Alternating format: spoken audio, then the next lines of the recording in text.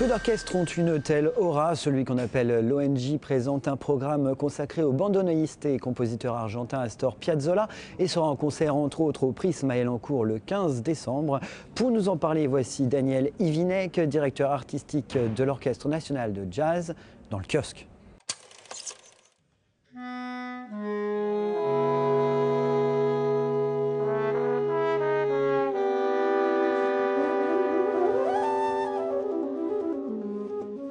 L'Orchestre national de jazz, c'est une institution qui existe depuis 26 ans, qui a la particularité de passer de main en main, enfin des mains d'un directeur musical à un autre. Jusqu'à présent, c'était des directeurs musicaux qui jouaient leur musique. Pour la plupart, ils sont arrivés avec un orchestre qui était déjà constitué. Quand j'ai été nommé, en fait, j'ai décidé, enfin d'ailleurs même avant, puisque c'était présent dans mon projet, de monter un orchestre à partir de rien, avec des gens que je ne connaissais pas et qui ne se connaissaient pas non plus. Et je trouvais que c'était une bonne opportunité justement d'aller vers quelque chose d'un peu inconfortable et pour le faire grandir. Voilà, donc j'ai auditionné des musiciens pendant une période de 3 ou 4 mois. J'en ai vu pas loin de 400, je crois. J'ai recruté 10 musiciens.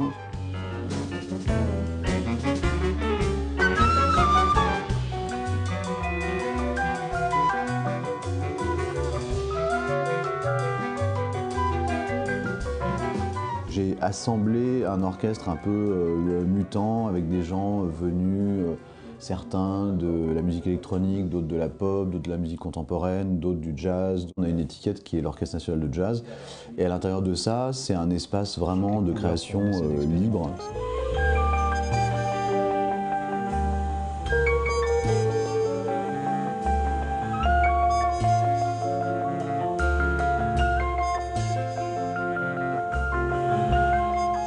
Le dernier programme en date dont l'album vient de sortir et qu'on commence à jouer de plus en plus sur scène, là, c'est un projet qui s'appelle Piazzolla avec un point d'exclamation. Piazzolla, c'est un compositeur qui s'est frotté à plein de musiques différentes. Pour moi, c'est un peu un graal de réussir un truc qui soit à la fois très pointu et en même temps destiné à tous.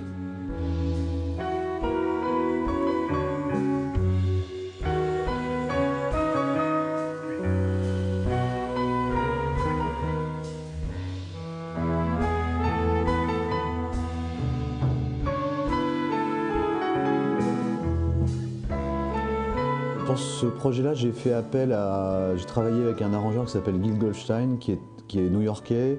Il a travaillé avec Miles Davis, il a travaillé avec Gil Evans, avec Sting, avec Paul Simon. Ça a donné une espèce de sable mouvant comme ça pendant quelques temps, qui ont donné vraiment une dynamique nouvelle à cet orchestre.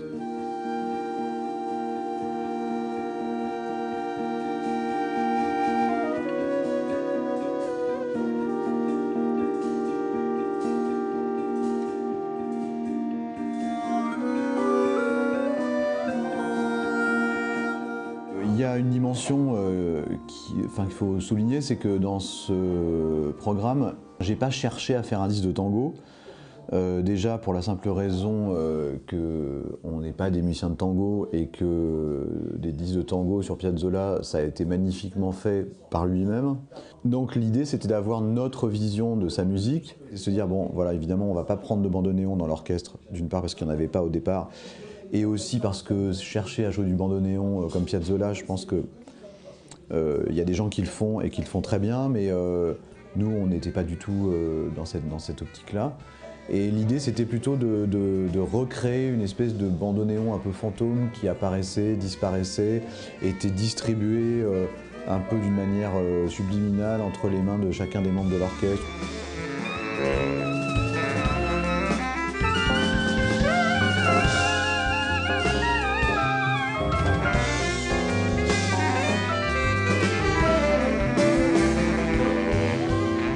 Le disque, on l'a enregistré en cercle, dans un studio, sans casque. Donc vraiment comme on faisait les disques dans les années 50. Enfin, c'est un disque qu'on peut recréer facilement sur scène.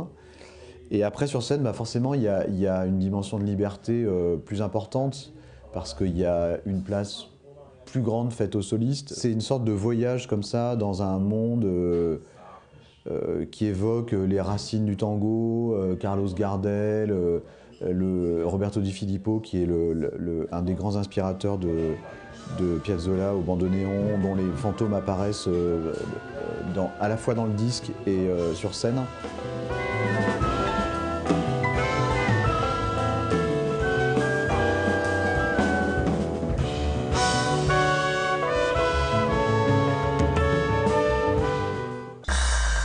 Il est temps de retrouver un nouveau sujet de la rédaction présenté par Hello, c'est à toi. Johanna Soudry.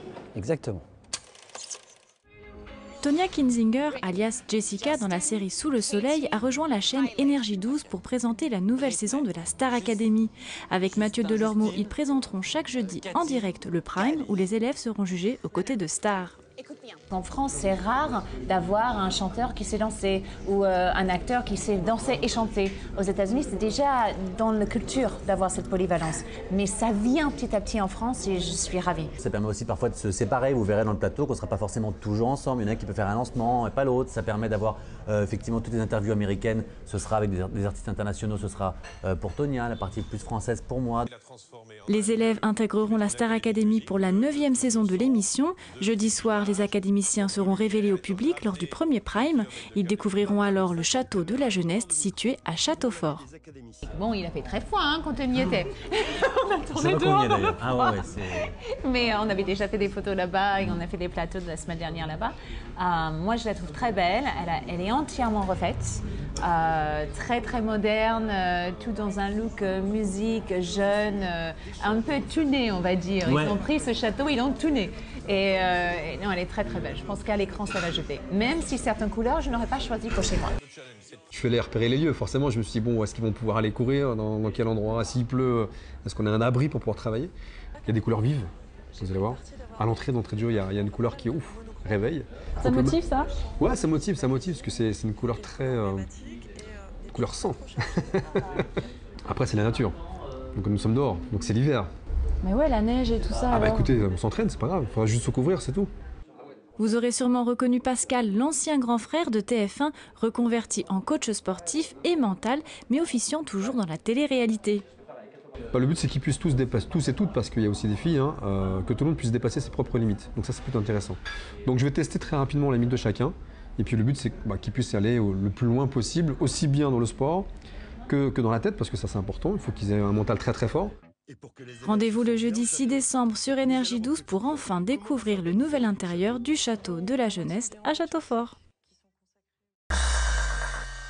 Et encore quelques dates à retenir avant de mettre les boules dans le sapin. Les frères Benahim exploseront les codes des contes de fées avec leur spectacle dansé L'Ogresse des Archives et son chien le 14 décembre au Prisme, tandis que Cendrillon, le mythique ballet de Maggie Marin présenté par le Ballet de l'Opéra de Lyon, sera au théâtre de Saint-Quentin-en-Yvelines du 13 au 15 décembre, juste avant Wear It Like a Crown du cirque suédois Circus Circor qui sera présenté toujours au théâtre de Saint-Quentin du 18 au 23 décembre.